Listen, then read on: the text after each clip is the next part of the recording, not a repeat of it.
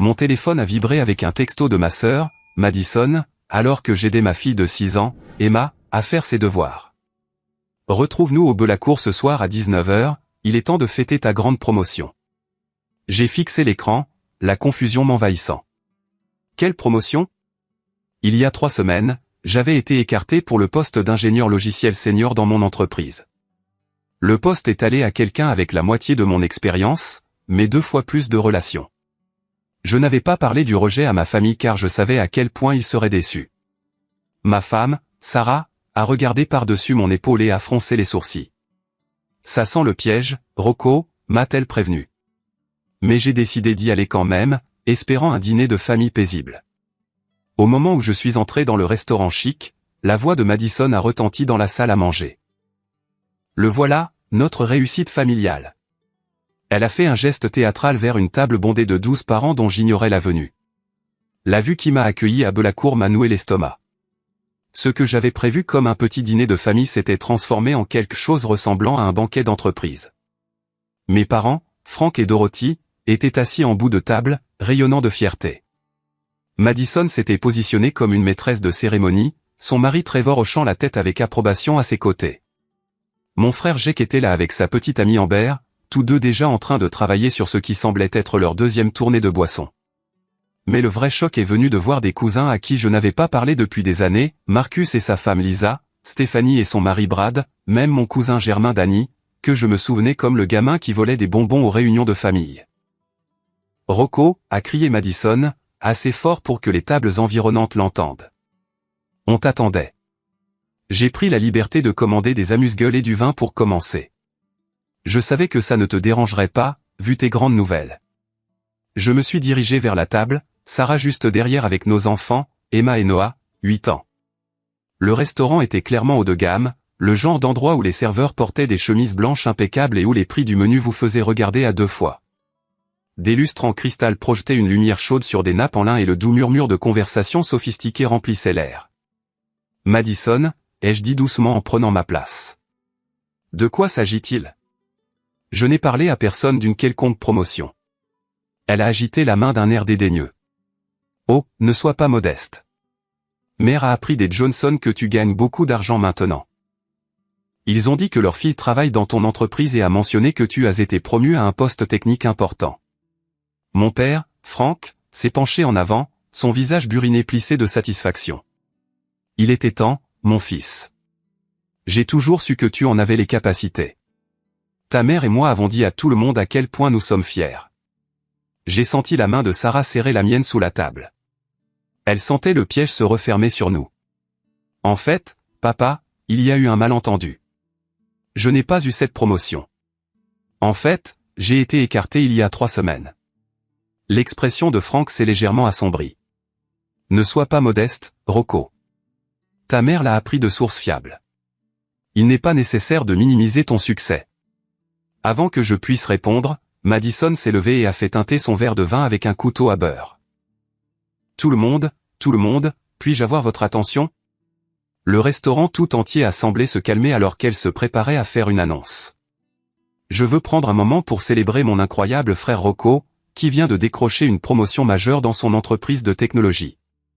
Il a toujours été le plus intelligent de la famille, et maintenant il obtient enfin la reconnaissance qu'il mérite. » Une salve d'applaudissements a éclaté de notre table, et j'ai remarqué plusieurs convives voisins se tourner pour nous regarder avec des sourires polis. Mon visage a brûlé d'embarras alors que Madison poursuivait son discours impromptu. Et étant la personne généreuse qu'il est, Rocco a insisté pour offrir à toute sa famille un dîner dans l'un des meilleurs restaurants de Chicago. Alors, tout le monde, commandez ce que votre cœur désire. Ce soir, l'argent n'est pas un problème. Le serveur est apparu au coude de Madison comme par magie. C'était un homme distingué d'une 50aine d'années, avec des cheveux argentés et le genre de comportement professionnel qui témoignait d'années de service auprès d'une clientèle fortunée. « Excellent !» a-t-il dit avec un sourire exercé. « J'ai la sélection de vins que votre sœur a demandé lorsqu'elle a appelé pour faire la réservation. 3 bouteilles de notre Barolo réserve premium à $800 chacune. » Ma tête a tourné. $2400 juste pour le vin, et nous n'avions même pas encore commandé de nourriture. La prise de Sarah sur ma main s'est resserrée alors qu'elle traitait les mêmes chiffres. « Madison, ai-je dit en essayant de garder ma voix égale, on doit parler en privé. Mais elle était déjà en pleine conversation avec le cousin Marcus à propos de la sélection de vins. Rocco connaît ses vins, disait-elle. Il a développé un goût assez sophistiqué depuis sa promotion. N'est-ce pas, mon frère? Trevor est intervenu de sa voix nasillarde. Madison m'a dit que tu diriges pratiquement tout le département technique maintenant. Ça doit venir avec une augmentation de salaire assez substantielle. J'ai regardé autour de la table les visages remplis d'attente et d'excitation. Ce n'étaient pas de mauvaises personnes. C'étaient des membres de la famille qui avaient lutté financièrement pendant des années, qui m'avaient vu aller à l'université et construire une carrière pendant qu'ils travaillaient dans des emplois manuels ou élevaient des enfants avec des budgets serrés. Dans leur esprit, mon prétendu succès était enfin leur chance de vivre quelque chose de luxueux. Mais la réalité était écrasante. Mon salaire réel en tant qu'ingénieur logiciel ordinaire était confortable mais modeste. Sarah et moi avions soigneusement budgétisé pour payer les factures médicales des traitements contre l'asthme d'Emma plus tôt cette année-là. Nous conduisions une Honda Accord d'occasion et vivions dans une petite maison de 3 chambres dans une banlieue de classe moyenne. Nous étions responsables avec l'argent, mais nous n'étions certainement pas riches. Le serveur est revenu avec les bouteilles de vin, chacune présentée avec un flair cérémoniel. Les étiquettes étaient élégamment conçues, et je pouvais pratiquement sentir les signes de dollars s'additionner à chaque bouchon qui était tiré. Madison avait orchestré toute cette soirée sans me consulter, et maintenant j'étais piégé devant toute ma famille élargie. Le premier plat sera notre sélection d'antipasti signature, a annoncé le serveur. Votre sœur a spécialement demandé notre arrangement premium avec du prosciutto importé, des fromages affinés et des fruits de mer frais. C'est un supplément de $40 par personne. Madison a rayonné. Je savais que Rocco ne voudrait que le meilleur pour sa célébration familiale. Alors que les assiettes d'amuse-gueule magnifiquement disposées arrivaient, j'ai réalisé qu'il ne s'agissait pas seulement d'un repas gratuit. Madison utilisait ma prétendue promotion comme un moyen de se faire valoir, d'élever son propre statut par association. Elle voulait être la sœur du frère qui a réussi, celle qui pouvait appeler des restaurants chers et organiser des célébrations somptueuses. La performance était autant pour son propre ego que pour le plaisir de la famille. Mais le moment le plus choquant est survenu lorsque Madison s'est de nouveau levée et s'est adressée non seulement à notre table, mais à toute la salle à manger. « Excusez-moi, tout le monde » a-t-elle appelé, sa voix portant à travers le restaurant. « Je veux juste partager une merveilleuse nouvelle. Mon frère ici, elle a pointé directement vers moi, vient de devenir un millionnaire de la technologie avec sa nouvelle promotion. Il offre un dîner à toute sa famille ce soir, et c'est le genre d'homme qui croit au partage de son succès. Une véritable inspiration pour nous tous. » Le restaurant a éclaté en applaudissements polis de la part d'étrangers qui n'avaient aucune idée qu'ils assistaient à une fiction élaborée. D'autres convives ont levé leur verre de vin dans notre direction, souriant chaleureusement à ce qu'ils percevaient comme une célébration familiale touchante. Je me suis senti complètement exposé, comme un imposteur assis au centre d'un mensonge que je n'avais jamais accepté de raconter. Les applaudissements des étrangers résonnaient encore dans mes oreilles alors que Madison se rasseyait sur sa chaise avec un sourire satisfait. Elle venait d'annoncer à une salle comble que j'étais millionnaire, et maintenant il n'y avait plus de retour en arrière possible.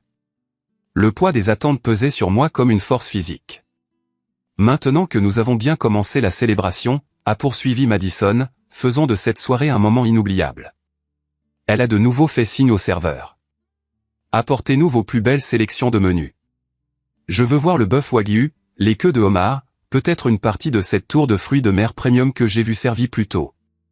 Le cousin Marcus s'est frotté les mains avec impatience. Je n'ai jamais mangé de vrai wagyu avant. C'est incroyable, Rocco. Enfin, quelqu'un de la famille a réussi. En fait, a ajouté sa femme Lisa, prenons 2 plats principaux chacun. Je veux dire, quand aurons-nous une autre occasion comme celle-ci? Mon frère Jake a ri et m'a tapé dans le dos. Tu te souviens quand on se partageait une pizza à 3 parce qu'on ne pouvait pas se payer la nôtre? Regarde-toi maintenant, gros bonnet. Le serveur est revenu avec des menus reliés en cuir qui ne contenaient aucun prix, toujours un signe dangereux. Alors que les membres de la famille parcouraient les pages décrivant des steaks vieillis à sec, du homard frais du Pacifique et des délices importées, j'ai senti mon anxiété monter. Chaque article qu'il pointait avec enthousiasme représentait 50 à $100 de plus ajoutés à une facture qui devenait déjà hors de contrôle. Je crois que j'ai besoin d'air, ai-je dit doucement à Sarah. Peux-tu surveiller les enfants une minute? Je me suis excusé de la table et je me suis dirigé vers les toilettes, mais au lieu de cela, je suis sorti dans la fraîche soirée de Chicago. Le contraste entre l'atmosphère chaleureuse et coûteuse à l'intérieur et la réalité de la rue était saisissant. J'ai sorti mon téléphone et j'ai appelé le système automatisé de ma banque pour vérifier le solde de mon compte courant. La voix mécanique a confirmé ce que je savais déjà, 1237 $. Avec mes cartes de crédit presque au maximum à cause des dépenses médicales d'Emma, j'étais face à un désastre financier potentiel. Quand je suis retourné à la table, Madison m'a pris à part près du poste d'accueil. « Te voilà. Je commençais à m'inquiéter que tu aies pris peur de payer pour tout le monde. Madison, on doit parler sérieusement. Je n'ai pas eu de promotion. J'ai en fait été écarté pour ce poste il y a 3 semaines. La personne qui l'a obtenu a la moitié de mon expérience et a des relations grâce à son père qui travaille dans l'industrie. Je ne peux pas me permettre de payer un dîner pour 12 personnes dans un restaurant comme celui-ci. » Son expression est passée de la confusion à quelque chose ressemblant à de l'agacement. « Que veux-tu dire par « tu n'as pas eu de promotion » ? J'ai déjà dit à tout le monde que tu as réussi maintenant. Tu ne peux pas m'embarrasser comme ça. T'embarrasser ? Je n'ai jamais accepté quoi que ce soit. Tu as organisé tout ce dîner sans me le demander. Eh bien, tu es là, n'est-ce pas ?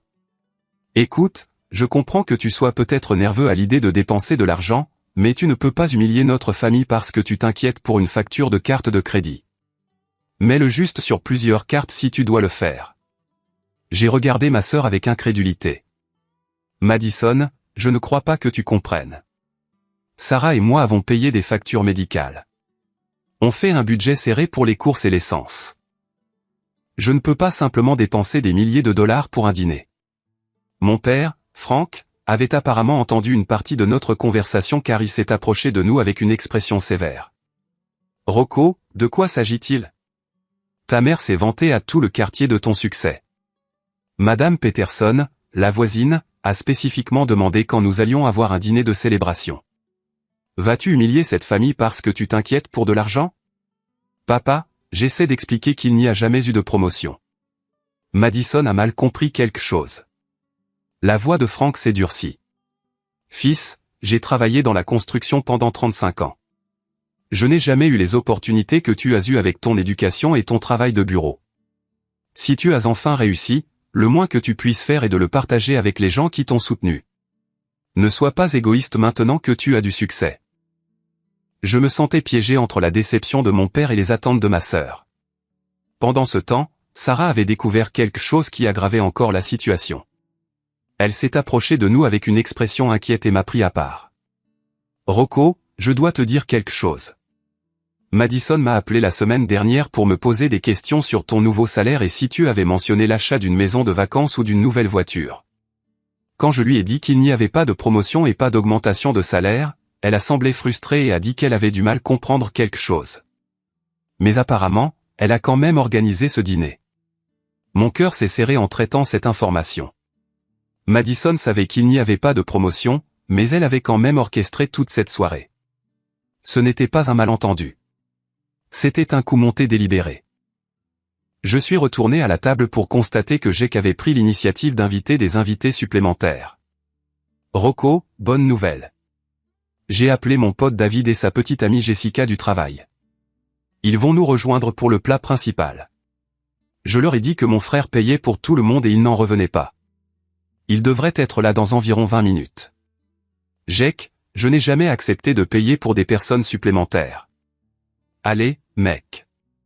Qu'est-ce que 2 repas de plus quand tu paies déjà pour toute la famille ? En plus, ils vont amener des amis de leur bureau qui veulent rencontrer la réussite de la famille. Avant que je puisse objecter, le cousin Marcus s'est levé, son verre de vin levé.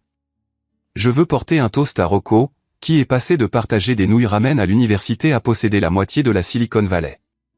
La table a éclaté de rires et d'applaudissements.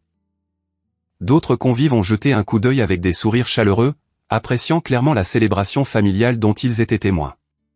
Mais Marcus n'avait pas fini. Tu sais quoi, Rocco ? On devrait en faire une habitude. Peut-être une fois par mois, on pourrait se retrouver dans un bon restaurant comme celui-ci. Maintenant que tu as de l'argent sérieux, ce serait génial de rester en contact en tant que famille. Stéphanie a hoché la tête avec enthousiasme. C'est une idée merveilleuse. On pourrait essayer différents restaurants haut de gamme de la ville. J'ai toujours voulu aller à cet endroit en ville où ils servent des desserts aux flocons d'or. Ma mère, Dorothy, a fouillé dans son sac à main et en a sorti une boîte cadeau emballée. En parlant de célébrer, Rocco, je t'ai acheté ça avec de l'argent de mon compte d'épargne. Je me suis dit que puisque tu peux te le permettre maintenant, tu me rembourseras quand tu en auras l'occasion. Elle m'a tendu la boîte et je pouvais dire d'après le poids et la forme qu'elle était chère. À l'intérieur se trouvait une montre Rolex qui coûtait probablement plus que ce que je gagnais en 2 mois. Maman, c'est trop cher. Je ne peux pas accepter ça. Absurdité. C'est un cadeau de réussite. J'ai déjà enlevé les étiquettes et je les fais graver avec tes initiales. Considère ça comme un cadeau de Noël anticipé que tu me rembourseras. Le piège se refermait complètement. Ma famille avait non seulement planifié un dîner coûteux, mais elle avait aussi fait des achats et pris des engagements basés sur ma prétendue richesse. Le serveur s'est de nouveau approché de notre table, cette fois avec un dossier en cuir. Excusez-moi, mais je voulais confirmer le menu de célébration spéciale que votre sœur a demandé lorsqu'elle a appelé pour faire la réservation. Elle a mentionné que vous vouliez la mise à niveau premium pour tous les plats, ce qui porte le coût par personne à $630 au lieu des $460 standards. Elle a dit que le prix n'était pas un problème pour une célébration familiale aussi spéciale. Madison m'a souri doucement. Je voulais m'assurer que nous avions la meilleure expérience possible. Tu comprends, n'est-ce pas? J'ai eu le vertige en calculant les chiffres. 12 personnes à $630 chacune, plus les taxes et le pourboire, plus le vin qui avait déjà été ouvert. On se dirigeait vers une facture qui dépasserait les $8000. Mais le coup de grâce est venu lorsque Madison a sorti son téléphone et m'a montré une série de captures d'écran. Oh, et j'ai une nouvelle excitante, j'ai préparé une surprise pour tout le monde. J'ai réservé des vacances en famille en Toscane pour le mois prochain. 2 semaines dans une magnifique villa, les vols pour tout le monde, les visites de vignobles, toute l'expérience. Je me suis dit qu'avec ton nouveau succès, tu voudrais offrir à la famille quelque chose de vraiment spécial. Elle m'a montré des emails de confirmation imprimés et des détails sur l'itinéraire. 15 personnes, vol en première classe, hébergement de luxe, visite privée et expérience culinaire raffinée. Le coût total était de plus de $40 000. J'ai dû verser des acomptes pour tout garantir et le paiement intégral est du lundi. Je savais que tu serais si excité d'offrir à la famille ce cadeau incroyable. Ce sera le voyage d'une vie. J'ai regardé les papiers en état de choc complet. Madison ne m'avait pas seulement piégé pour payer un dîner coûteux, mais elle m'avait également engagé à financer des vacances européennes qui coûteraient plus que mon salaire annuel. La prison des attentes était complète et j'étais assis en son centre, toute ma famille me regardant pour voir à quel point leurs parents nouvellement prospères seraient généreux. Je me suis de nouveau excusé de la table, cette fois en me dirigeant directement vers les toilettes pour hommes, où je pouvais réfléchir clairement un moment. La salle de bain était aussi luxueuse que le reste du restaurant, avec des comptoirs en marbre et des robinets en laiton qui coûtaient probablement plus cher que mon paiement hypothécaire mensuel. Je me suis éclaboussé le visage d'eau froide et j'ai essayé de traiter l'ampleur de ce qui se passait. En sortant mon téléphone, j'ai de nouveau appelé ma banque pour vérifier les soldes de mes comptes courants et d'épargne. Compte courant, $1237. Compte d'épargne, $3400. Même si je vidais complètement les 2 comptes, il me manquerait encore des milliers de dollars juste pour le dîner de ce soir, sans parler des vacances en Italie que Madison avait réservées. J'ai ensuite vérifié le crédit disponible sur mes 3 cartes de crédit. La première carte avait $400 de disponible avant d'atteindre la limite. La seconde en avait $700. La troisième avait été complètement maximisée lors du séjour à l'hôpital d'Emma plus tôt cette année. Même en combinant chaque dollar disponible auquel j'avais accès, je me dirigeais vers la ruine financière. Sarah est apparue dans le couloir à l'extérieur des toilettes, l'air inquiet. Les enfants demandent pourquoi tout le monde a l'air contrarié. Emma a remarqué que tu avais l'air stressé et Noah veut savoir si on a des ennuis. On pourrait en avoir, ai-je admis. Madison a orchestré quelque chose qui pourrait nous ruiner. La facture du dîner seul sera de $8000 ou plus, et elle a aussi réservé des vacances en famille de $40 000 qu'elle s'attend à ce que je paie d'ici lundi. Le visage de Sarah est devenu pâle. Rocco, notre paiement hypothécaire est dû la semaine prochaine. On a exactement assez sur le compte courant pour le couvrir, plus les services publics et les courses. Si tu paies ce dîner, on ne pourra pas payer nos factures. Nous sommes retournés à la table pour constater que les amis de Jake étaient en effet arrivés, ainsi que 2 couples supplémentaires qu'ils avaient amenés avec eux. Notre groupe était passé de 12 à 18 personnes, et les nouveaux arrivants parcouraient déjà le menu et commandaient des boissons. Voilà notre hôte, a appelé David, le collègue de Jake. Jake nous a tout raconté sur ta grande promotion. C'est incroyable, mec. Je n'ai jamais été dans un restaurant aussi chic. Jake rayonnait de fierté en me présentant aux nouveaux venus. Tout le monde, voici mon frère Rocco. Il vient d'être promu à un poste de direction technique de haut niveau. En gros, il dirige toute l'entreprise maintenant. J'ai regardé les visages de personnes que je n'avais jamais rencontrées qui s'attendaient à ce que je paie pour leur repas coûteux sur la base de mensonges que mon frère leur avait racontés. Le serveur planait à proximité, clairement dépassé par le groupe qui s'agrandissait et incertain de la manière de gérer la logistique. Dorothy s'est penchée et a chuchoté assez fort pour que les tables voisines l'entendent. Rocco, chérie, assure-toi de laisser un pourboire généreux. J'ai dit à Madame Henderson de l'église que notre fils sait comment traiter le personnel de service correctement maintenant qu'il est riche. Le commentaire m'a fait réaliser quelque chose de terrible. Ma famille n'avait pas seulement planifié ce dîner. Ils avaient fait la publicité de mon prétendu succès dans leurs cercles sociaux.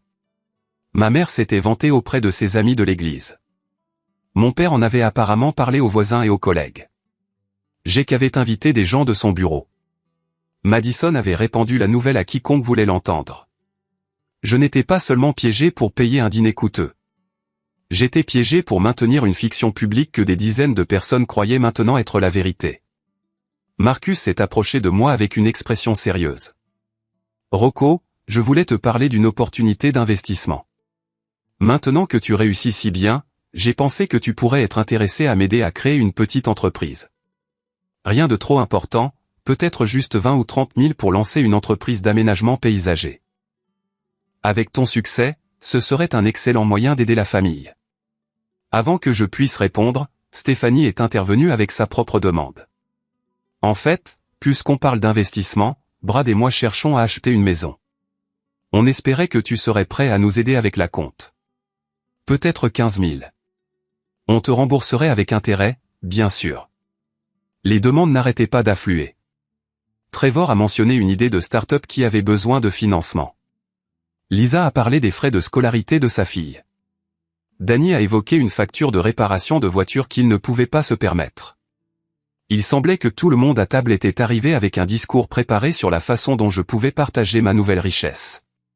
Frank s'est levé et s'est adressé à toute la table, sa voix portant l'autorité d'un patriarche familial. Je veux dire à quel point Dorothy et moi sommes fiers de Rocco. Nous l'avons élevé pour qu'il travaille dur et qu'il se souvienne de sa famille quand le succès viendrait. Ce soir est la preuve que nous avons fait quelque chose de bien. Il s'est tourné vers les tables voisines et a parlé assez fort pour que tout le monde dans les environs l'entende. Mon fils est parti de rien et maintenant il possède un morceau de la Silicon Valley.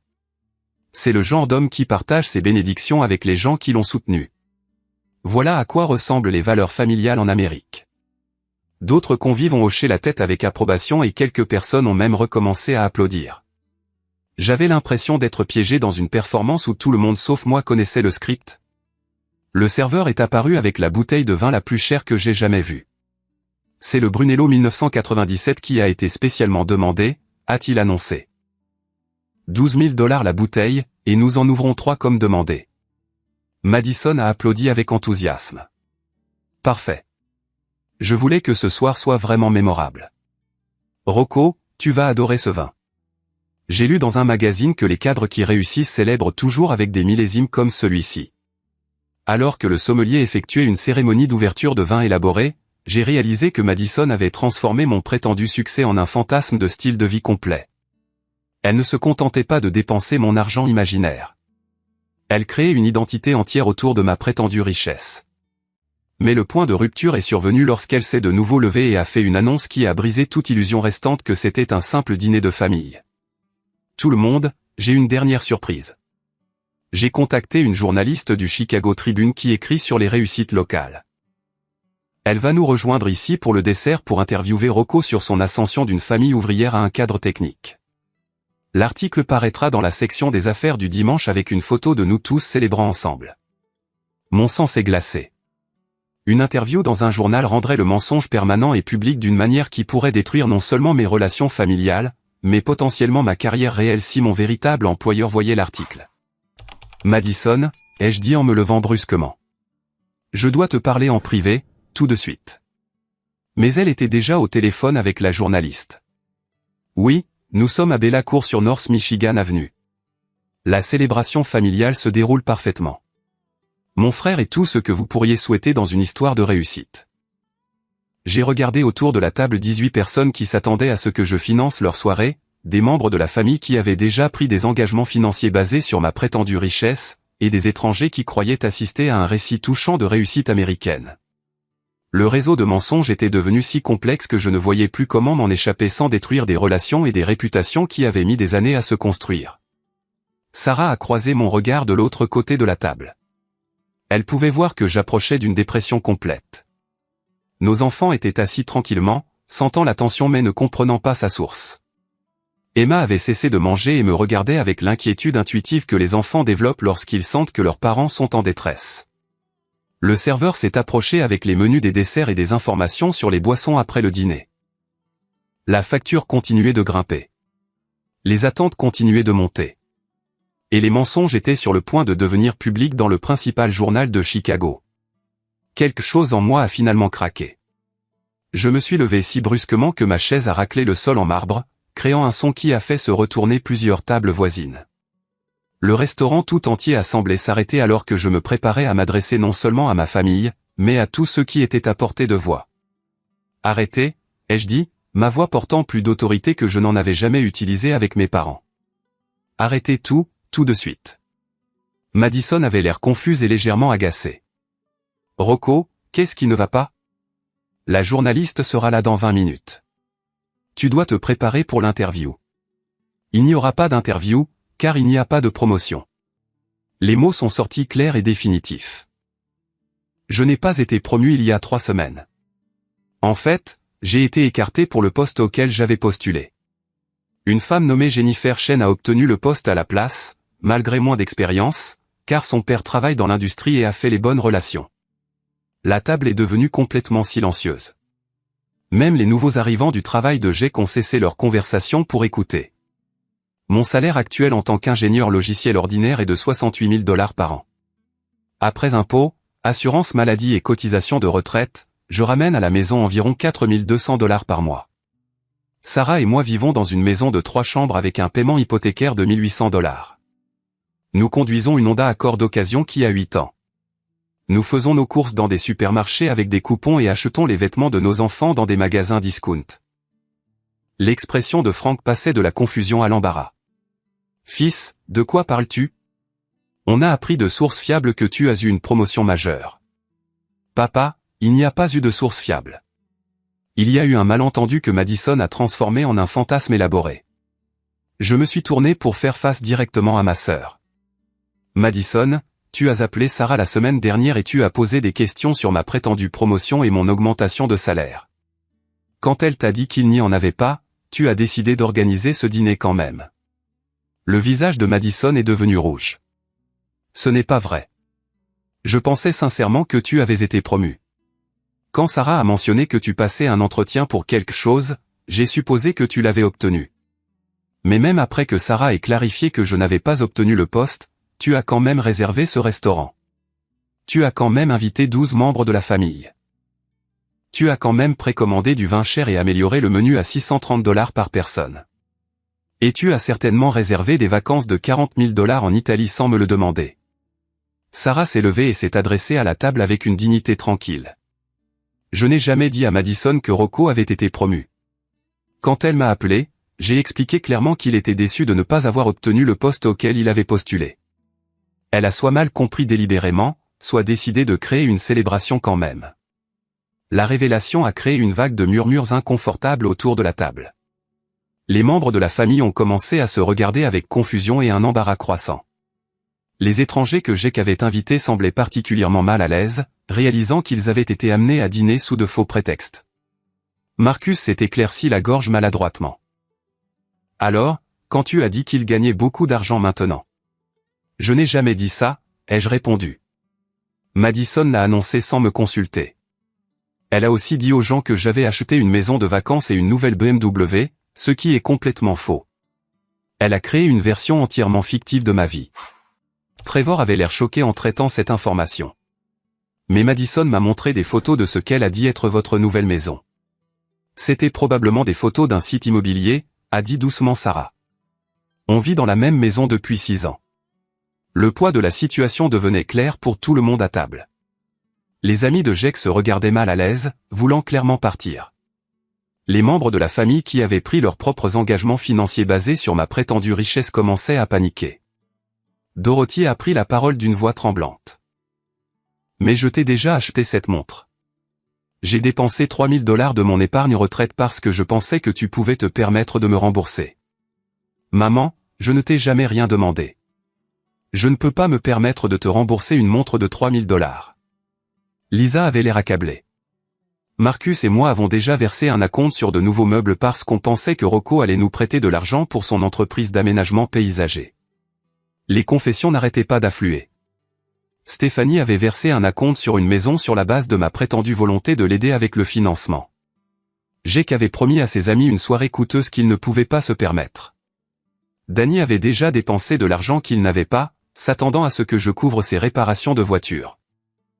Mais la révélation la plus dévastatrice est venue lorsque j'ai sorti mon téléphone et montré à la table les soldes réels de mes comptes bancaires. C'est mon compte courant, ai-je dit en affichant l'écran pour que tout le monde puisse le voir. $1237. C'est mon compte d'épargne, $3400. Même si je vidais complètement les deux comptes, j'aurais moins de $5000 au total. L'addition pour le dîner de ce soir avec 18 personnes à $630 chacune, plus les taxes, le pourboire et le vin que Madison a commandé, dépassera les $12 000. Le silence qui a suivi était assourdissant. Même le bruit de fond du restaurant semblait s'estomper alors que l'ampleur de l'impossibilité financière devenait claire. Frank a été le premier à parler, sa voix à peine plus qu'un murmure. « Fils, tu nous dis que tu ne peux pas payer ce dîner. »« Papa, je ne peux pas payer la part de ma propre famille pour ce dîner. Si je dépense tout ce que j'ai, je pourrais peut-être couvrir Sarah, Emma, Noah et moi-même. Mais cela nous laisserait incapables de payer notre hypothèque, nos services publics ou nos courses la semaine prochaine. » Madison était devenue complètement pâle. Mais j'ai déjà parlé à la journaliste de l'histoire de la réussite. Je lui ai promis une interview inspirante sur les valeurs familiales et la réussite américaine. Alors tu devras l'appeler pour annuler, car l'histoire n'existe pas, Trevor s'est levé brusquement. Je dois appeler l'agence de voyage pour ce voyage en Italie. Si les acomptes ont été versés avec ma carte de crédit. Ils ont été versés avec la mienne, a admis doucement Madison. J'ai maximisé notre carte, en supposant que Rocco rembourserait tout d'ici lundi. La table a éclaté en conversations inquiètes alors que les membres de la famille commençaient à calculer leur propre exposition financière. Mais le moment le plus choquant est venu lorsque j'ai sorti mon téléphone et montré à Madison quelque chose que j'avais découvert en faisant des recherches sur le restaurant. Madison, j'ai trouvé quelque chose d'intéressant quand j'ai regardé cet endroit en ligne. Tu n'as pas simplement choisi un restaurant cher au hasard. Belacour a été présenté dans des magazines comme un endroit où les cadres fortunés amènent leur famille pour des célébrations spéciales. Tu as spécifiquement choisi cet endroit parce que tu voulais recréer un style de vie que tu as vu dans les médias. Elle avait l'air provocante malgré avoir été prise sur le fait. Et alors ? Tu méritais une belle célébration quand tu as été promu. Mais je n'ai jamais été promu. Tu as créé une fiction élaborée et tu as construit une célébration autour de celle-ci. Il ne s'agissait pas d'honorer mon succès. Il s'agissait de toi voulant vivre ce que tu penses être la richesse. Sarah avait observé la conversation en silence, mais elle a maintenant pris la parole avec une information qui a tout changé. Il y a autre chose que tout le monde doit savoir. Le mois dernier, Madison m'a appelé pour me poser des questions détaillées sur notre couverture d'assurance et si nous avions des polices d'assurance vie. Elle a également demandé la valeur de notre maison et si nous avions des investissements. À l'époque, j'ai pensé qu'elle faisait juste la conversation, mais maintenant je réalise qu'elle évaluait la valeur financière globale de Rocco. L'implication a pesé lourdement dans l'air. Madison n'avait pas seulement mal compris une promotion. Elle avait systématiquement fait des recherches sur ma situation financière pour déterminer combien d'argent elle pouvait potentiellement accéder. Mais la révélation finale est venue lorsque j'ai découvert quelque chose sur le téléphone de Madison qu'elle avait laissé déverrouillé sur la table. Je l'ai pris et j'ai trouvé un fil de discussion de groupe qui m'a glacé le sang. Tout le monde doit voir ça, ai-je annoncé en levant le téléphone. Madison a un groupe de discussion appelé Opération Rocco avec plusieurs membres de la famille. Il montre des mois de planification pour ce soir, y compris des stratégies pour me pousser à être généreux, des discussions sur la façon de me faire sentir obligé de tout payer, et des plans détaillés pour transformer le dîner en une célébration plus grande. J'ai commencé à lire des messages. Madison a écrit « On doit s'assurer que Rocco se sente comme la réussite de la famille, pour qu'il veuille partager son argent. J'arrangerai la présence de personnes supplémentaires pour qu'il ne puisse pas se dérober sans paraître radin. » Trevor a répondu « Assure-toi de commander des choses chères avant son arrivée pour qu'il ne puisse pas objecter. » Marcus a ajouté « On devrait tous trouver des demandes d'investissement pour qu'il sache que la famille a besoin de son aide. » La preuve était indéniable. Ce n'avait pas été un malentendu, ni même un vœu pieux. C'était un effort coordonné pour me manipuler afin que je dépense de l'argent que je n'avais pas pour des personnes qui avaient prévu de profiter de ma prétendue générosité. Frank avait l'air dévasté alors que la vérité devenait claire. « Madison, comment as-tu pu faire ça à ton propre frère ?» Mais Madison n'était pas prête à abandonner. « Il ment » a-t-elle dit désespérément.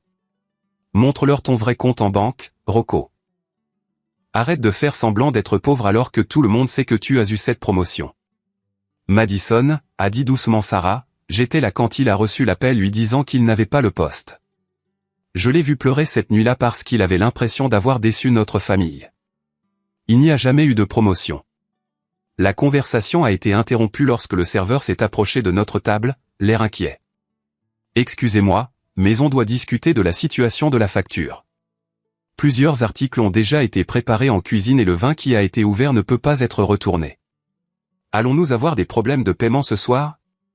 Tous les yeux à table se sont tournés vers moi, attendant ma réponse. 18 personnes, dont la plupart me tenaient à cœur, assises dans un restaurant cher qu'elles ne pouvaient pas se permettre, piégées dans un mensonge qui avait dépassé le contrôle de quiconque. J'ai regardé mes enfants, qui regardaient leur père naviguer dans le moment le plus difficile de sa vie d'adulte. J'ai pensé à Sarah, qui m'avait soutenu à travers les déceptions de carrière et les difficultés financières sans jamais demander plus que ce que je pouvais donner. J'ai pensé à mes parents, qui avaient travaillé dur toute leur vie et méritaient l'honnêteté de leurs enfants.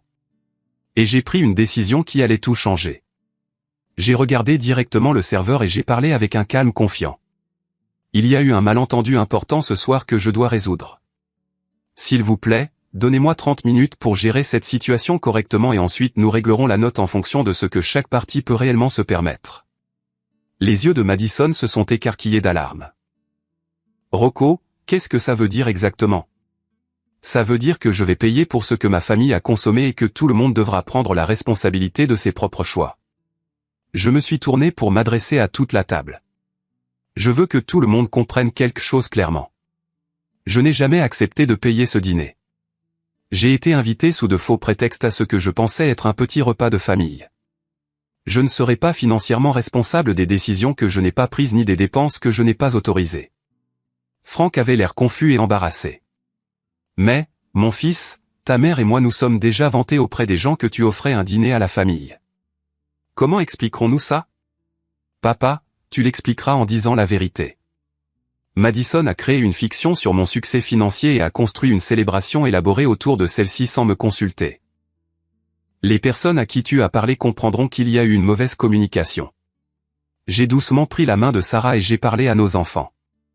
Emma, Noah, je veux que vous alliez avec maman prendre l'air dehors. On vous rejoindra près de la voiture dans quelques minutes. Alors que ma femme et mes enfants se préparaient à partir, je me suis retourné vers la table avec un nouveau sentiment de clarté. Je réalise que beaucoup d'entre vous ont pris des engagements financiers sur la base d'informations que Madison vous a données sur ma prétendue richesse. C'est regrettable, mais ça ne crée pas d'obligation pour moi de financer ces engagements. Les amis de Jake se levaient déjà pour partir. David s'est approché de moi avec une expression d'excuse. Mec, c'est vraiment gênant. Jake nous a dit que tu payais pour tout le monde, mais on peut couvrir nos propres repas. On ne voulait pas te mettre dans une situation difficile. J'apprécie, ai-je répondu. Le malentendu n'était pas de votre faute. Alors que les collègues de Jake se dirigeaient vers l'avant du restaurant pour payer leurs propres notes, je me suis adressé à mes vrais membres de la famille. Je veux que tout le monde réfléchisse attentivement à ce qui s'est passé ici ce soir. Madison n'a pas seulement planifié un dîner coûteux. Elle a créé une version fictive de ma vie et l'a utilisée pour vous manipuler tous afin que vous participiez à quelque chose que personne d'entre nous ne pouvait se permettre. Marcus avait l'air embarrassé en traitant cette information. Rocco, je me sens très mal à propos de la demande de prêt commercial. Madison nous a dit que tu cherchais des opportunités d'investissement pour partager ton succès avec la famille. Marcus, la conversation sur le prêt commercial n'aurait jamais eu lieu si tu avais connu la vérité sur ma situation financière réelle. Madison a créé des attentes impossibles à satisfaire pour moi. Mais Madison n'était pas prête à accepter la responsabilité. Vous agissez tous comme si j'avais commis un crime horrible. J'ai fait une erreur sur la promotion, mais tout ce que j'ai fait, c'était de rassembler la famille pour une célébration. Rocco est juste égoïste parce qu'il ne veut pas dépenser d'argent pour les gens qui l'ont soutenu. Madison, ai-je dit fermement, j'ai la preuve sur ton téléphone que c'était une manipulation planifiée, pas une erreur. Tu as organisé un effort coordonné pour me pousser à dépenser de l'argent que je n'ai pas. Je me suis dirigé vers le serveur qui avait discrètement observé notre drame familial à une distance respectueuse. Je dois parler à votre directeur pour partager correctement cette note. Le directeur du restaurant est apparu en quelques instants, clairement expérimenté dans la gestion de situations de restauration difficiles. C'était un homme professionnel dans la quarantaine qui avait probablement vu toutes les complications de paiement possibles au cours de sa carrière. Monsieur, comment puis-je vous aider ce soir? Je dois payer pour exactement 4 repas, moi-même, ma femme et mes 2 enfants. Nous avons pris les plats du menu standard sans aucune amélioration ni ajout premium. Tous les autres à cette table devront s'occuper de leur propre part indépendamment. Le directeur a hoché la tête avec compréhension. Je peux tout à fait arranger ça. Laissez-moi calculer le montant exact pour les repas de votre famille, plus les taxes et un pourboire approprié. Pendant qu'il travaillait sur les calculs, j'ai fait quelque chose que Madison n'attendait clairement pas. J'ai sorti mon téléphone et j'ai commencé à tout documenter. J'ai photographié les reçus de réservation de vacances qu'elle m'avait montrés plus tôt. J'ai pris des captures d'écran des messages du groupe de discussion planifiant la manipulation du dîner. J'ai enregistré une brève déclaration vidéo expliquant la véritable séquence des événements. « Qu'est-ce que tu fais ?» a demandé Madison. « Je me protège, moi et ma famille. Si cette situation dégénère ou si les gens continuent de diffuser de fausses informations sur mes finances, je veux des preuves claires de ce qui s'est réellement passé. » Trevor avait l'air de plus en plus inquiet en traitant les implications. « Madison, si on ne peut pas payer les acomptes du voyage en Italie, on va avoir de sérieux problèmes financiers. »« Ne t'inquiète pas, » a-t-elle dit désespérément. Rocco changera d'avis une fois qu'il réalisera à quel point cela affecte toute la famille. Il ne nous laissera pas souffrir à cause d'un malentendu. Mais j'avais déjà pris ma décision et je la mettais en œuvre systématiquement. Je me suis approché de chaque membre de la famille individuellement pour clarifier la situation et offrir le soutien que je pouvais réellement fournir. « Maman, je ne peux pas te rembourser la montre, mais je peux t'aider à la retourner si le magasin l'accepte. » L'achat a été fait sur la base de fausses suppositions sur ma situation financière. « Papa, je sais que tu es embarrassé par ce que tu as dit aux voisins, mais la vérité est toujours meilleure que de maintenir un mensonge. Je suis fier du travail que je fais et de la vie que Sarah et moi avons construite ensemble, même si nous ne sommes pas riches. Jake, je comprends que tu voulais impressionner tes amis, mais les amener à un dîner coûteux que je n'ai jamais accepté de payer met tout le monde dans une situation impossible. Chaque conversation était difficile, mais nécessaire. Je démantelais systématiquement le réseau d'attentes et d'obligations que Madison avait créé autour de ma richesse fictive. Le directeur du restaurant est revenu avec ma note, 496 $ pour la part de ma famille, taxes et un pourboire généreux inclus. C'était cher selon les normes de notre famille, mais c'était gérable sans détruire notre budget mensuel. Alors que je me préparais à régler ma part de la note, Madison a fait une dernière tentative désespérée pour sauver son plan. « Attendez !» a-t-elle appelé, assez fort pour que les tables voisines l'entendent. « Tout le monde, s'il vous plaît. » Rocco est juste prudent parce qu'il n'est pas encore habitué à avoir de l'argent. Il a peur de paraître dépensier, mais on est une famille et la famille prend soin les uns des autres. Elle s'est tournée pour s'adresser aux autres convives du restaurant. Mon frère a eu une énorme promotion, et il offre un dîner à toute sa famille pour fêter ça. Il est juste modeste à propos de son succès parce que c'est une bonne personne qui ne veut pas se vanter. Mais cette fois, au lieu de jouer le jeu de sa performance, j'ai répondu avec une vérité calme et claire. Mesdames et messieurs, ai-je dit en m'adressant aux tables voisines qui avaient été entraînées dans le récit de Madison. Je m'excuse pour la perturbation de votre soirée. Ma sœur a partagé des informations incorrectes sur ma carrière et mes finances. Je n'ai pas été promu, je ne suis pas riche, et je n'ai pas accepté de payer ce dîner. J'espère que vous comprenez que les situations familiales peuvent parfois être compliquées. Les autres convives ont hoché la tête poliment et sont retournés à leur propre conversation, voulant clairement se distancer de notre drame familial. Mais la révélation la plus choquante était encore à venir. Alors que je me préparais à payer ma note et à partir avec ma famille, le directeur s'est approché de moi avec une information qui a tout changé. Monsieur, je me sens obligé de vous informer de quelque chose. Lorsque votre sœur a appelé pour faire cette réservation, elle a spécifiquement demandé notre forfait de dîner privé le plus cher et a posé des questions sur l'organisation d'une couverture médiatique pour ce qu'elle a appelé une célébration de la richesse. Elle a également demandé la présence de photographes pour documenter la soirée. C'était clairement prévu comme bien plus qu'un simple dîner de famille. La preuve était accablante. Madison n'avait pas seulement manipulé la famille pour une soirée coûteuse, mais elle avait également tenté de transformer mon succès fictif en un événement de relations publiques à son propre profit. Et puis j'ai découvert quelque chose qui a révélé la véritable profondeur de sa tromperie. Pendant qu'elle était distraite à se disputer avec Trevor à propos de leur facture de carte de crédit, j'ai fait une recherche rapide sur Internet sur mon téléphone pour les mentions récentes de mon nom ou de mon entreprise. Ce que j'ai trouvé m'a glacé le sang. Madison avait déjà publié sur les réseaux sociaux à propos de ma prétendue promotion. Elle avait partagé des photos du dîner de ce soir avec des légendes sur la célébration de mon frère millionnaire et de la réussite familiale. Les publications avaient été partagées par des dizaines de personnes et se propageaient rapidement sur nos réseaux sociaux. Mais pire que les publications sur les réseaux sociaux, c'est ce que j'ai trouvé ensuite. Madison avait en fait contacté des médias locaux avec une histoire sur ma prétendue ascension d'origines ouvrières à un succès de cadre technique. Un blog local avait déjà publié un article préliminaire sur « Une famille locale célèbre une percée dans l'industrie technologique » avec des détails sur le dîner de ce soir et mes réalisations professionnelles fictives. Le mensonge était devenu public d'une manière qui pourrait potentiellement avoir un impact sur ma carrière et ma réputation réelle. Si mon véritable employeur voyait ces articles prétendant que je travaillais pour une autre entreprise et que j'occupais un poste de direction que je n'avais jamais obtenu, cela pourrait créer des complications professionnelles qui pourraient prendre des mois à résoudre. J'ai réalisé que Madison n'avait pas seulement planifié un dîner coûteux. Elle avait orchestré une campagne complète pour établir publiquement ma richesse et mon succès fictif, vraisemblablement pour pouvoir continuer à accéder à ce qu'elle croyait être mes ressources. Alors que je me tenais dans ce restaurant cher, entouré de membres de la famille qui avaient été manipulés pour participer à une tromperie élaborée, j'ai pris la décision finale sur la façon de gérer la situation. J'allais partir. Non seulement du restaurant, mais de tout le réseau d'attentes et d'obligations que Madison avait créé. J'allais payer le repas de ma famille, sortir jusqu'à la voiture où Sarah et les enfants attendaient, et laisser les personnes restantes à table trouver comment gérer les conséquences de leur choix. Mais j'allais aussi m'assurer que tout le monde comprenne exactement ce qui s'était passé et pourquoi. Je me suis levé de la table et je me suis adressé à chaque personne restant dans la salle à manger. Je veux que ce soit parfaitement clair pour toutes les personnes présentes, y compris le personnel de ce restaurant. Je pars maintenant pour rejoindre ma femme et mes enfants.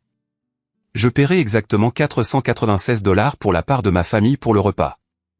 Le solde restant d'environ 6330 $ devra être réglé par les personnes qui ont commandé ces articles. Le visage de Madison est devenu complètement blanc. Rocco, tu ne peux pas être sérieux. Comment sommes-nous censés payer tout ça? Madison, tu as organisé ce dîner. Tu as invité ces personnes. Tu as commandé le vin cher et amélioré le menu, et tu as fait tout ça sans me consulter sur ma capacité ou ma volonté de payer. La responsabilité financière incombe aux personnes qui ont pris les décisions. Frank s'est levé, le visage rouge d'embarras et de colère. Fils, tu ne peux pas laisser ta famille coincée avec une facture comme celle-ci. Quel genre d'homme abandonne ses parents? Papa. Quel genre d'homme ment sur les revenus de son frère pour le piéger à payer un dîner coûteux qu'il n'a jamais accepté d'assister? Je n'abandonne personne. Je refuse d'être financièrement responsable des décisions que je n'ai pas prises. Je me suis dirigé vers l'avant du restaurant et j'ai tendu ma carte de crédit au directeur. 496 $ pour les 4 repas à la table 12. Veuillez vous assurer que le reçu indique clairement que ce paiement ne couvre que ces 4 repas spécifiques. Pendant que la transaction était traitée, j'entendais des conversations urgentes derrière moi à la table. Les voix montaient alors que les membres de la famille réalisaient qu'ils devraient trouver comment couvrir leur part d'une facture extrêmement coûteuse qu'ils n'avaient jamais budgétisée. Marcus était au téléphone, essayant de contacter sa banque au sujet d'augmentation de crédit d'urgence. Stéphanie pleurait en calculant combien d'argent elle avait disponible sur tous ses comptes. Jake textait frénétiquement à des amis, demandant si quelqu'un pouvait lui prêter de l'argent immédiatement. Mais Madison devenait désespérée d'une manière qui révélait la véritable profondeur de sa manipulation. Elle s'est approchée du directeur du restaurant avec des larmes aux yeux. « Monsieur, il y a eu un terrible malentendu. Mon frère a été promu à un poste de haut niveau, mais il était têtu à propos de célébrer correctement. Pourriez-vous le rappeler ici pour qu'on puisse résoudre ça ?» Le directeur l'a regardé avec une sympathie professionnelle mais une résolution ferme. « Madame, le monsieur a payé sa part et est libre de partir. Le solde restant est la responsabilité des personnes qui ont commandé ces articles. On doit régler la note ce soir. » J'ai signé mon reçu et je me suis dirigé vers la sortie, mais avant de partir, je me suis approché de la table une dernière fois. Je veux que tout le monde comprenne quelque chose. J'aime cette famille, mais je ne me laisserai pas manipuler pour prendre des décisions financières qui pourraient nuire à ma femme et à mes enfants. Madison a créé cette situation en mentant sur mes revenus et en planifiant une célébration élaborée sans mon consentement. Les conséquences appartiennent à la personne qui a pris les décisions. En atteignant l'entrée du restaurant, j'ai entendu Madison m'appeler désespérément. « Rocco, s'il te plaît, tu ne peux pas laisser la famille souffrir à cause d'un malentendu. On sera embarrassé devant tout le monde. » Je me suis retourné pour lui faire face. « Madison, ce n'était pas un malentendu. Tu avais la preuve que je n'avais pas été promu, mais tu as quand même planifié ce dîner. Tu as créé des histoires fictives sur ma richesse et tu les as répandues dans la famille et la communauté.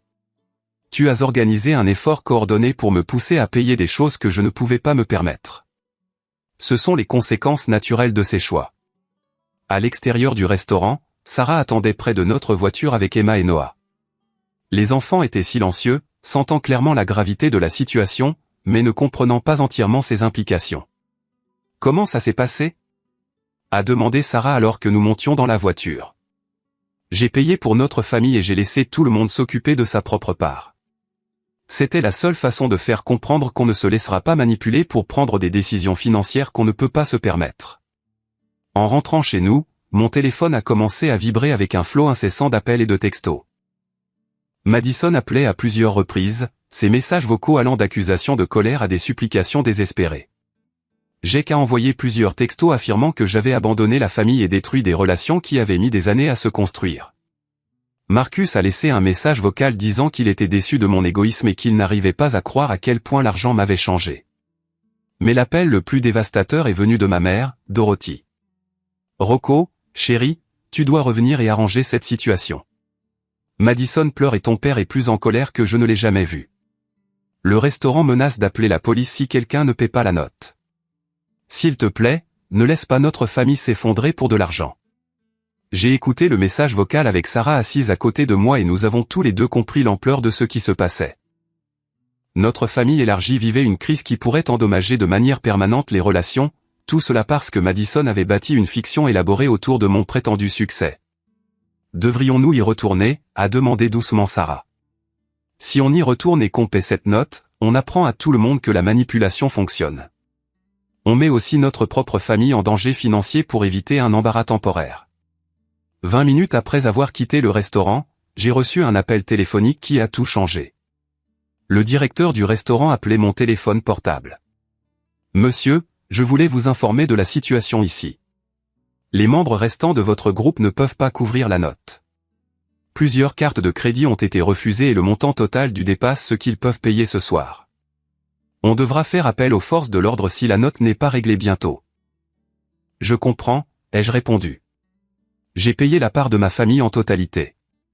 Le solde restant n'est pas de ma responsabilité.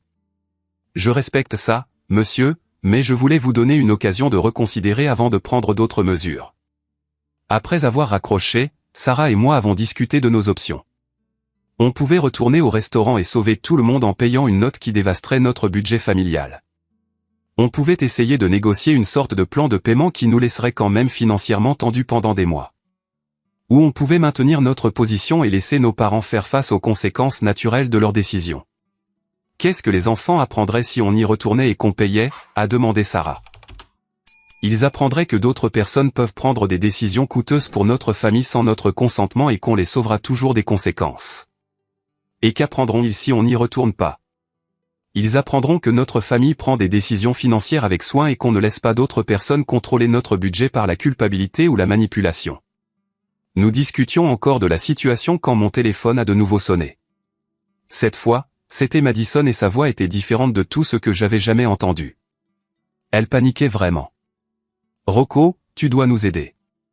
Ils disent qu'ils vont appeler la police pour filouterie. La carte de crédit de Trevor a été refusée et la mienne est au maximum. Marcus n'a pas assez d'argent et Jake est dans la même situation.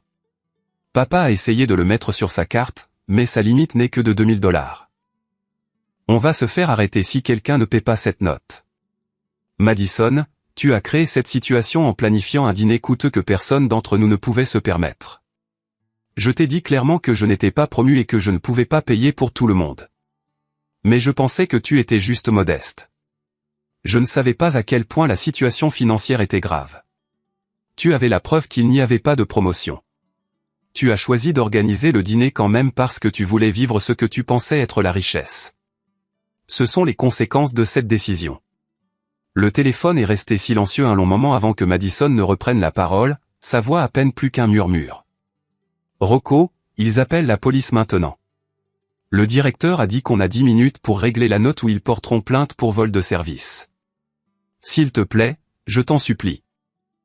Je te rembourserai d'une manière ou d'une autre. Je prendrai un deuxième travail. Je ferai tout ce qu'il faudra. J'ai regardé Sarah, qui pouvait entendre la voix de Madison au téléphone. Nos enfants écoutaient depuis la banquette arrière, assez grands pour comprendre que quelque chose de grave arrivait à leur famille élargie. Mais l'appel final est arrivé 30 minutes plus tard d'un numéro que je ne reconnaissais pas. Quand j'ai répondu, c'était un policier. C'est Rocco Thompson? Je suis l'agent Williams de la police de Chicago. J'appelle au sujet d'un incident au restaurant Belacourt impliquant des membres de votre famille. Plusieurs personnes affirment que vous avez accepté de payer le repas mais que vous êtes parti sans régler la note. Pouvez-vous clarifier la situation pour moi? J'ai expliqué toute la séquence des événements à l'agent, y compris la tromperie de Madison sur ma promotion, les tactiques de manipulation révélées dans le groupe de discussion, et ma décision de ne payer que la part de ma famille pour le repas. Donc, vous dites que vous n'avez jamais accepté de payer pour les autres parties. C'est exact, officier. J'ai été invité à ce que je croyais être un petit dîner de famille, mais je suis arrivé pour trouver 12 personnes supplémentaires et des articles coûteux précommandés que je n'avais jamais autorisé ni accepté de payer. Et vous avez payé la part de votre propre famille. Oui, monsieur. 496 $, taxes et pourboires inclus. J'ai le reçu. Merci de clarifier, monsieur Thompson. D'après ce que vous m'avez dit, vous n'avez aucune obligation légale de payer pour des repas que vous n'avez pas commandés ni autorisés. Le restaurant devra trouver des arrangements de paiement avec les personnes qui ont réellement consommé les articles. Après que l'agent ait raccroché, j'ai réalisé que l'épreuve de ma famille était loin d'être terminée. La crise financière au restaurant n'était que le début de ce qui serait probablement des mois ou des années de relations endommagées et de conversations difficiles. Mais j'ai aussi réalisé autre chose. Pour la première fois de ma vie d'adulte, j'avais protégé ma famille de la manipulation en établissant des limites claires et en refusant d'être culpabilisé pour prendre des décisions qui nuiraient à notre sécurité financière. Le prix de cette protection allait être plus élevé que je ne l'avais prévu. Le lendemain matin, je me suis réveillé avec 17 appels manqués et 43 textos.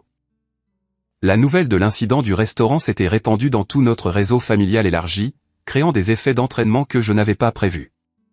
Certains parents étaient furieux contre moi d'avoir abandonné la famille en crise. D'autres étaient choqués d'apprendre la manipulation de Madison et voulaient comprendre ce qui s'était réellement passé. Mais l'appel le plus important est venu de mon oncle Phil, le frère aîné de mon père, qui avait toujours été la voix sage et silencieuse dans les conflits familiaux. Il m'a demandé s'il pouvait passer prendre un café pour une conversation privée. Rocco, a dit oncle Phil alors que nous étions assis dans ma cuisine. Je dois te dire quelque chose qui pourrait changer ton opinion sur la nuit dernière. Madison m'a fait exactement le même coup l'année dernière. Il a expliqué comment Madison avait organisé une célébration de réunion de famille, prétendant que tout le monde contribuait de manière égale pour couvrir les coûts. Oncle Phil, étant veuf avec un revenu de retraite fixe, avait hésité, mais avait accepté de participer parce qu'il pensait que la charge financière était partagée. Elle m'a dit que tout le monde payait $200 chacun, alors j'ai rassemblé ma part, a poursuivi oncle Phil. Mais quand nous sommes arrivés à l'événement, j'ai découvert que j'étais le seul à qui on avait demandé de contribuer de l'argent. Madison avait dit à tout le monde que l'oncle Phil offrait un dîner à tout le monde en cadeau à la famille. J'ai fini par payer plus de $3000 pour une fête que je ne pouvais pas me permettre, juste pour éviter d'embarrasser tout le monde. La révélation était dévastatrice. La manipulation de Madison envers notre famille n'était pas une réponse désespérée à ma prétendue promotion. C'était un schéma de comportement qui durait depuis des années. Pourquoi n'as-tu jamais rien dit à personne, ai-je demandé. Parce que j'avais honte d'avoir été dupé et je ne voulais pas causer de drame familial. Mais après ce qui s'est passé la nuit dernière, j'ai réalisé que mon silence a permis à Madison d'essayer la même chose sur toi. L'aveu de l'oncle Phil a ouvert les vannes.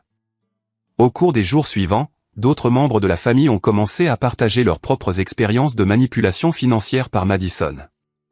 Le cousin Marcus a révélé qu'elle l'avait convaincu de co-signer un prêt automobile pour elle en prétendant que c'était temporaire et qu'elle avait de l'argent provenant d'un règlement qui ne s'est jamais matérialisé.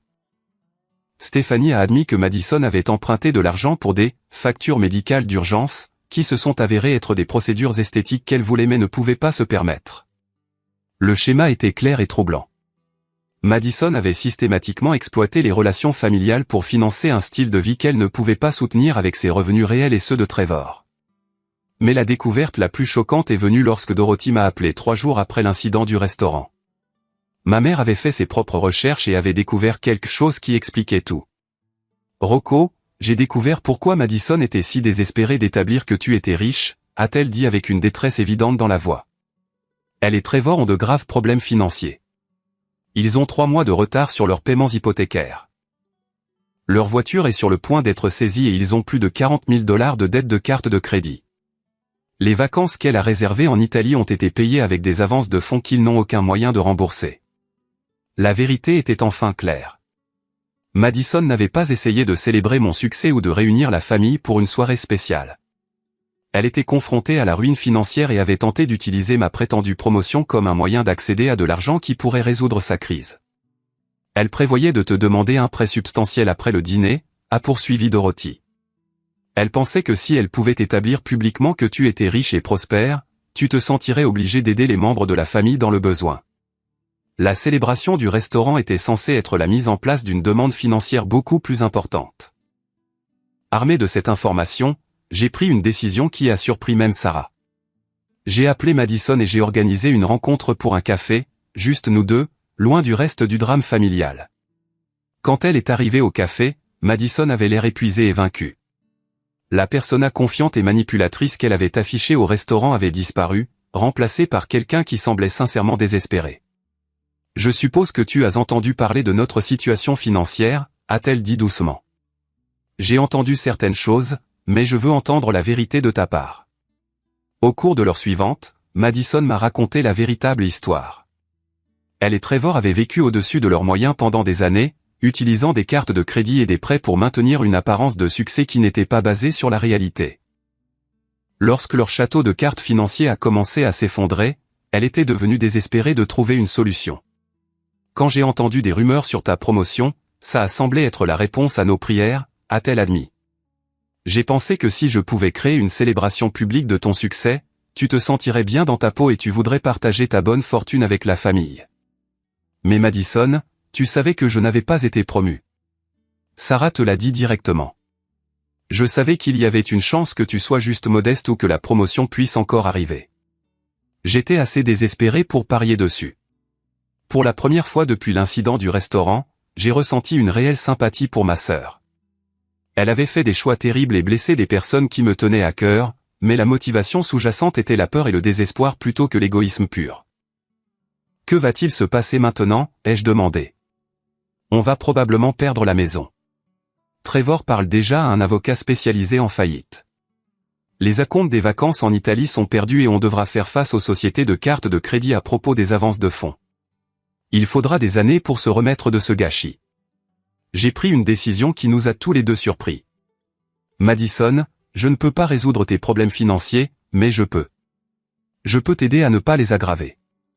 Je vais te prêter $1 500 pour que tu puisses payer ta part du restaurant et éviter les complications juridiques, mais cela vient avec des conditions.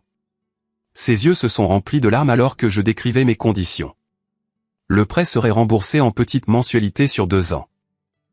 Plus important encore, elle devrait être complètement honnête avec la famille sur sa situation financière et cesser d'utiliser des tactiques de manipulation pour soutirer de l'argent à des parents.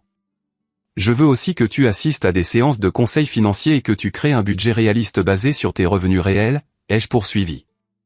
Et surtout, tu dois t'excuser auprès de l'oncle Phil et de toute autre personne que tu as manipulée au fil des ans.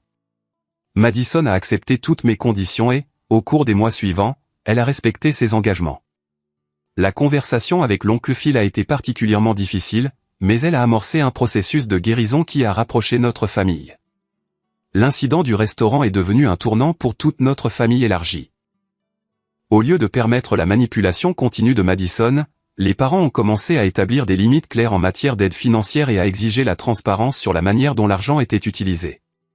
Frank et Dorothy ont d'abord eu du mal avec ma décision de quitter le restaurant, mais les révélations de l'oncle Phil sur le schéma de comportement de Madison les ont aidés à comprendre que j'avais protégé la famille d'une exploitation continue plutôt que de les abandonner en pleine crise. Jacob s'est excusé d'avoir amené ses collègues et d'avoir créé une pression supplémentaire, reconnaissant qu'il avait été manipulé tout comme tout le monde. Marcus et Stéphanie ont appris à être plus sceptiques face aux opportunités financières qui semblaient trop belles pour être vraies. Mais le changement le plus important a été dans l'approche de ma propre famille en matière d'argent et de relations. Sarah et moi avons utilisé l'expérience comme un moment d'enseignement pour Emma et Noah, expliquant comment les gens peuvent parfois utiliser la culpabilité et la pression familiale pour que les autres se sentent obligés de faire des choses qu'ils ne peuvent pas se permettre. La leçon n'est pas qu'on n'aide pas la famille, ai-je dit à mes enfants. La leçon est que la véritable aide vient de l'honnêteté et du respect, pas des mensonges et de la manipulation. 6 mois après l'incident du restaurant, quelque chose de merveilleux s'est produit. J'ai en fait reçu une promotion au travail, non pas au poste de direction que j'avais initialement postulé, mais à un rôle de gestion de projet qui s'accompagnait d'une modeste augmentation de salaire et de meilleures perspectives de carrière à long terme. Cette fois, j'ai géré la nouvelle différemment. Je l'ai dit à ma famille immédiate en privé et j'ai célébré avec un dîner tranquille dans un restaurant que nous pouvions nous permettre confortablement. Lorsque les membres de la famille élargie ont entendu parler de la promotion par le biais d'une conversation normale, ils m'ont félicité sans rien attendre en retour. Madison, qui travaillait à son redressement financier avec l'aide de conseils et d'un budget strict, a été parmi les premières à offrir des félicitations sincères sans aucune arrière-pensée.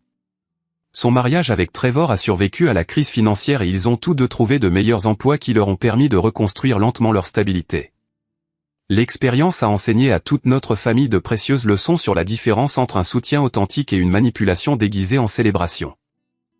La véritable loyauté familiale n'exige de personne de sacrifier sa sécurité financière ou de compromettre ses valeurs. La véritable générosité vient du choix, pas de la culpabilité ou de l'obligation.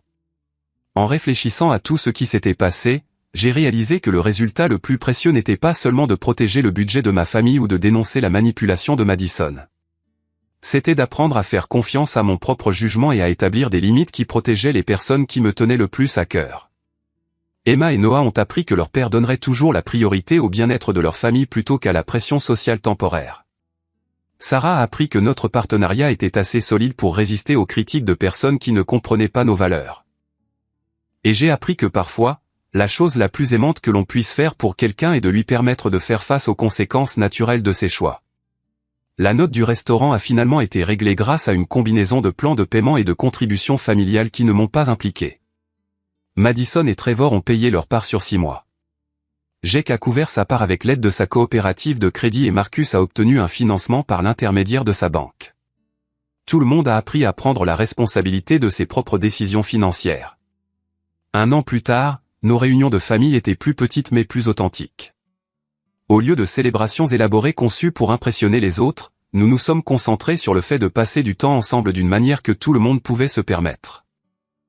Les relations qui ont survécu étaient plus fortes parce qu'elles étaient basées sur l'honnêteté plutôt que sur l'obligation financière. Et chaque fois que quelqu'un de la famille était confronté à une véritable crise, nous étions en mesure de l'aider efficacement car nos ressources n'étaient pas drainées par la manipulation et les urgences artificielles. Le moment le plus satisfaisant est venu lorsqu'Emma, maintenant âgée de 7 ans, m'a dit qu'elle était fière que j'ai fait ce qu'il fallait même quand c'était difficile. Sa compréhension que l'intégrité nécessite parfois des choix difficiles m'a donné l'assurance que nous avions enseigné à nos enfants de précieuses leçons sur le caractère et la responsabilité. En y repensant, j'ai réalisé que l'incident du restaurant n'était pas seulement une question d'argent ou de drame familial. C'était une question d'apprendre à distinguer les relations authentiques des relations basées sur l'exploitation. C'était une question de protéger les personnes qui dépendent le plus de vous tout en montrant de l'amour à des parents qui font de mauvais choix. Plus important encore, c'était de comprendre que le véritable succès ne se mesure pas à la quantité d'argent que l'on peut dépenser pour les autres, mais à la capacité de maintenir ses valeurs sous pression et d'enseigner à ses enfants à faire de même. La leçon finale est venue d'une source inattendue. L'oncle Phil, qui avait initialement été la victime de Madison, est devenu son plus grand soutien pendant son processus de redressement. Il a compris que les gens peuvent changer lorsqu'ils font face à de réelles conséquences et reçoivent un soutien approprié. La différence entre aider quelqu'un et l'encourager dans sa dépendance, m'a dit l'oncle Phil, c'est de savoir si votre aide le rend plus fort ou ne fait que retarder son besoin de grandir. Cette sagesse est devenue le fondement de la façon dont Sarah et moi avons abordé toutes nos relations, tant au sein de la famille qu'au-delà. Nous avons appris à offrir un soutien de manière à encourager la responsabilité plutôt que la dépendance, et à reconnaître quand dire non était en fait l'option la plus bienveillante. Avez-vous déjà été dans une situation où des membres de votre famille s'attendaient à ce que vous payiez pour quelque chose que vous n'aviez jamais accepté? Comment avez-vous géré la pression de choisir entre votre sécurité financière et vos relations familiales? J'aimerais connaître vos réflexions dans les commentaires ci-dessous. Si cette histoire a résonné en vous, veuillez aimer cette vidéo et vous abonner pour plus d'histoires de la vie réelle sur la navigation dans les drames familiaux et la protection de ceux qui comptent le plus. Partagez-la avec quelqu'un qui pourrait bénéficier d'apprendre à établir des limites avec des parents qui ne respectent pas les limites financières.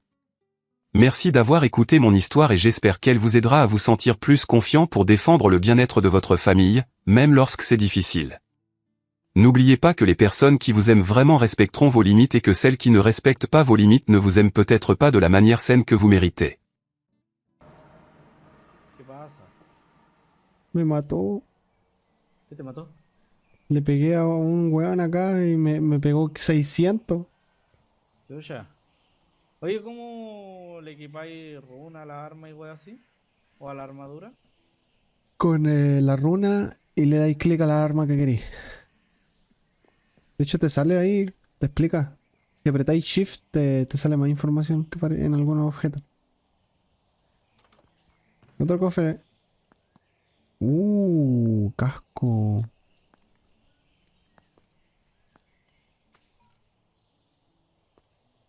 A ver.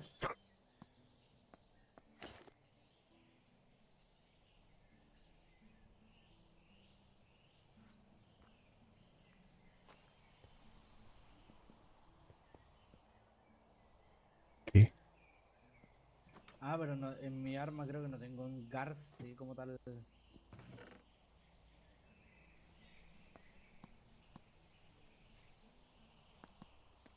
Más pan.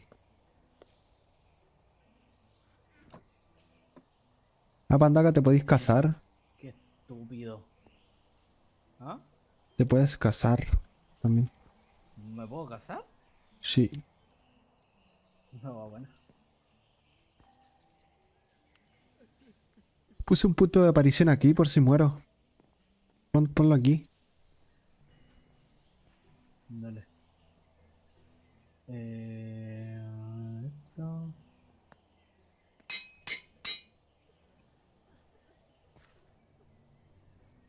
¿Qué es esto? Arrastra ciertos objetos para usar. Ah, ya. Ya comprendo. Y esto de acá. Un nivel al equipo. Ah, bueno. Necesito subir de nivel, bueno.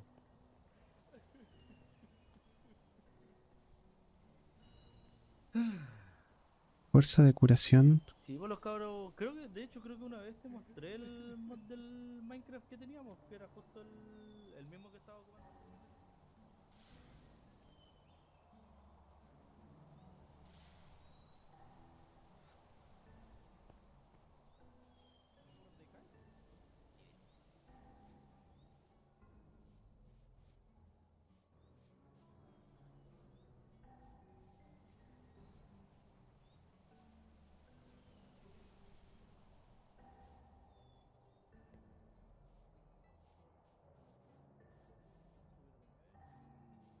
También necesito materiales, pues si al final de cuentas estos locos yo cacho que están explorando, pero si puedes ir a preguntarle si es que quieren... Ah, mira, aquí está Loni. Me lo acabo de topar, qué maravilla. Ya no le vaya a preguntar nada, quédate conmigo, no me solté el stream. Pendejo, culeado. Maricones. Pero weón. ¿Está solo Loni Twitch culeado? me, Twitch me dirá algo si fumo en su cagada de plataforma. Loni culeado. Corazón, ¿dónde estáis? Tanto tiempo sin verte, weón. ¿Qué tal? ¿A dónde estáis? No te veo, weón. ¿Qué hay aquí? ¿Me dais un beso? O sea, ¿qué hay aquí? ¿Cómo están? Nadie respondía, weón. Culeados Oye, misteriosos. ¿sí, pesado? ¿Qué te pasa?